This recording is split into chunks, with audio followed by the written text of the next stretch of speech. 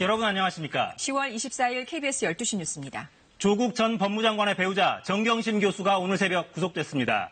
수사가 본격화된 지 58일 만입니다. 법원은 범죄 혐의가 소명되고 증거를 인멸할 염려가 있다고 봤습니다. 첫 소식 손윤혜 기자가 보도합니다. 정경심 교수가 오늘 새벽 구속 수감됐습니다.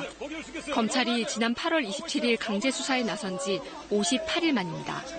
서울중앙지방법원 송경호 영장전담 부장판사는 구속의 상당성이 인정된다며 정 교수에 대한 구속영장을 발부했습니다. 송 부장판사는 범죄 혐의 상당 부분이 소명됐고 현재까지 수사 경과에 비추어 증거인멸 염려가 있다고 영장 발부 사유를 밝혔습니다. 앞서 정 교수에 대한 피의자 신문은 어제 오전 10시 30분 시작해 오후 5시 50분쯤 끝났습니다. 송 부장판사는 신문 내용과 기록을 토대로 6시간 넘는 검토 끝에 자정을 조금 넘은 시간에 영장 발부로 결론을 냈습니다. 검찰은 딸 조모 씨의 위조된 동양대 표창장 등을 입시에 사용한 의혹, 업무상 횡령 등 사모펀드 관련 의혹, 그리고 연구실과 자택 PC 증거인멸 등 모두 11개 범죄 혐의로 법원에 구속영장을 청구했습니다.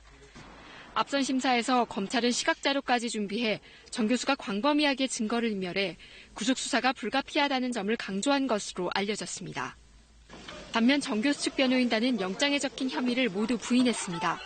특히 신문이 끝난 뒤 기자회견을 자청해 그동안 수사가 과도하고 불공정했다며 불구속 재판을 해야 한다고 강조하기도 했습니다. 정 교수의 구속기한이 최대 20일이기 때문에 구속 상태에서 다른 혐의들에 대한 추가 조사를 벌인다는 계획입니다. 정 교수가 구속되면서 조 전 장관에 대한 소환 조사 가능성도 커졌습니다. 검찰은 조 전 장관이 정 교수에 적용된 혐의 중 일부에 연관됐을 것으로 보고 조사가 불가피하다는 입장입니다. KBS 뉴스 손은혜입니다.